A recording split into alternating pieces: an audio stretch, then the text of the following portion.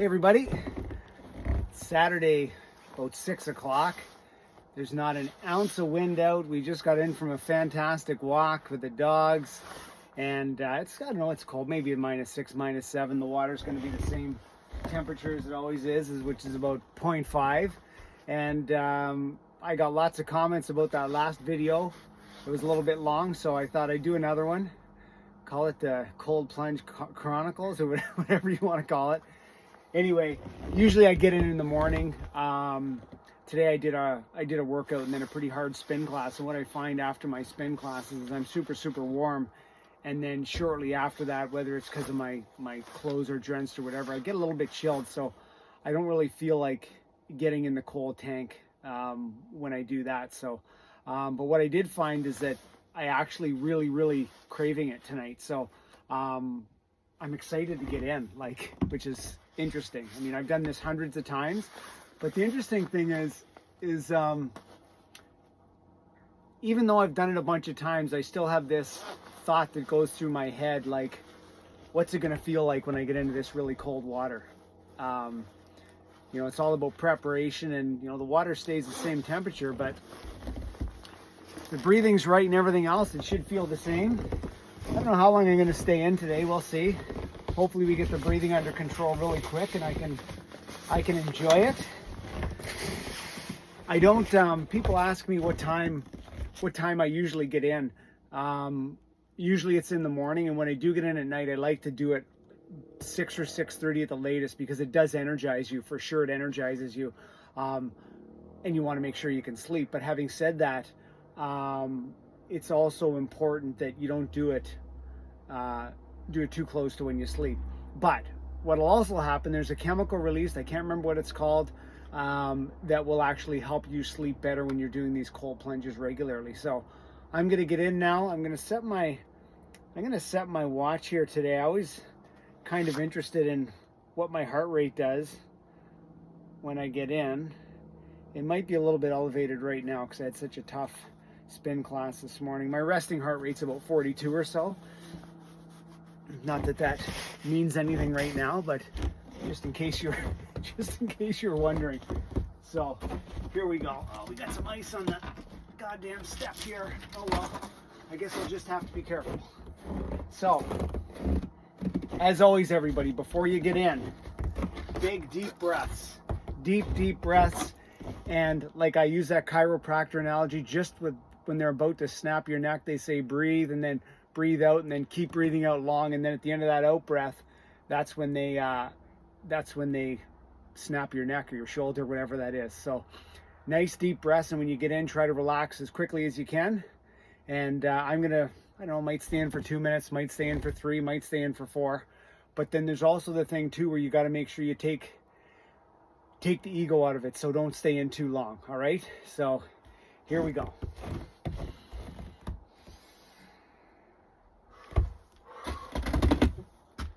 Safety first. A little bit icy. Ice is forming on the top already. Again, always be careful too with the shards of ice too, because they can cut your back. So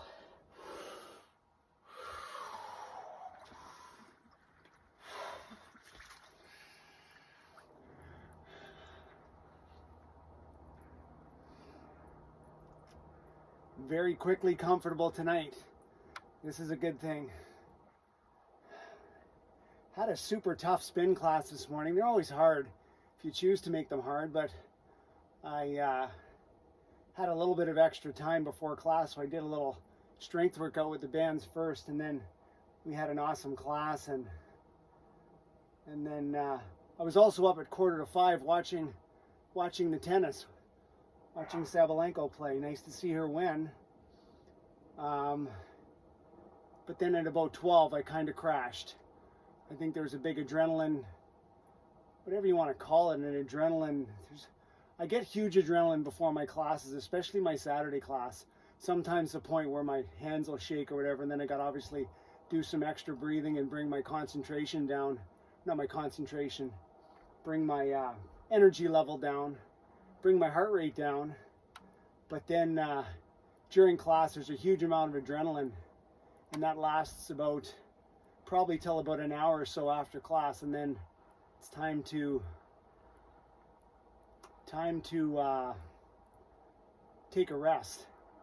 And today I was actually watching TV, kind of looking at my phone, and I just fell right asleep, and I was out for almost 2 hours. Right out. It was awesome. So as you can see, everybody, this is me in about, like I said, 0.5 degree water. There's ice all around the brim, probably about, I don't know, this much ice. But I'm very relaxed, extremely comfortable. A lot of people that maybe are new to this stuff, they wonder why I do it or why people do it. It's not a new thing. It's been around hundreds of years. Inflammation, circulation, dopamine, mindset, resilience, positive attitude, brown fat. I could go on and on and on and on and on. The interesting thing is, what I find is people that get into it for the first time, I may talk to them about it, and then they do it a few times, and there's been a few people that all of a sudden I'll talk to them a month later, and they're like, yeah, now I'm doing it twice a day. And I was talking to one guy today, he actually went for a run with no shirt on, which is totally normal as far as I'm concerned. And he's found his way on it. And I guess the biggest thing for me is the mindset piece. Like, I know there's the physical piece and what it does for your body, but the mindset piece, when you're looking at a barrel of ice water and you're saying, yeah, I can go in that no problem because I know it's going to be good for me, and you do that consistently, that's exercising. I guess it's exercising a muscle in your brain, and it shows you that you can do anything. And practice, it's consistency. You got to be consistent, like with anything, right? So, as Tracy would say, it really ups the I don't give a factor, which is a really great way to put it. So, yeah. What a nice night. What a nice night. Tracy's inside making me a hot drink.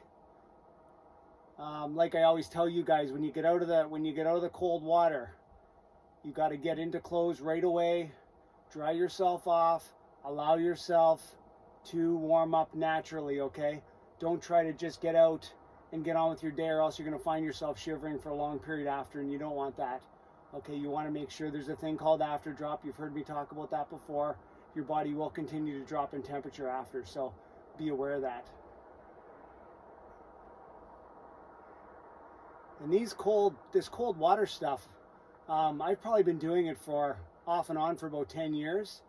But the big way that I did it, the thing that was most important, when I was doing it after my long runs, and it really, really increases that, or decreases the amount of time it takes you to recover from that long run. And the one time where it really hit home, one time I didn't do it and my legs were still a bit sore about Tuesday night after my Sunday run. I was like, what's going on? And it was because I didn't take my cold bath.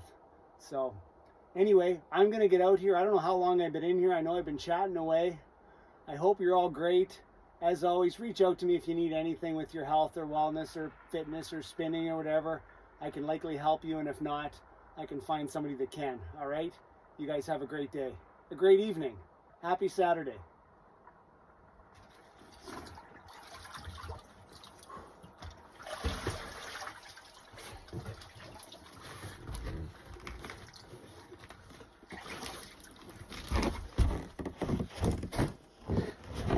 This is what you call circulation when the chest gets red like this. Take care.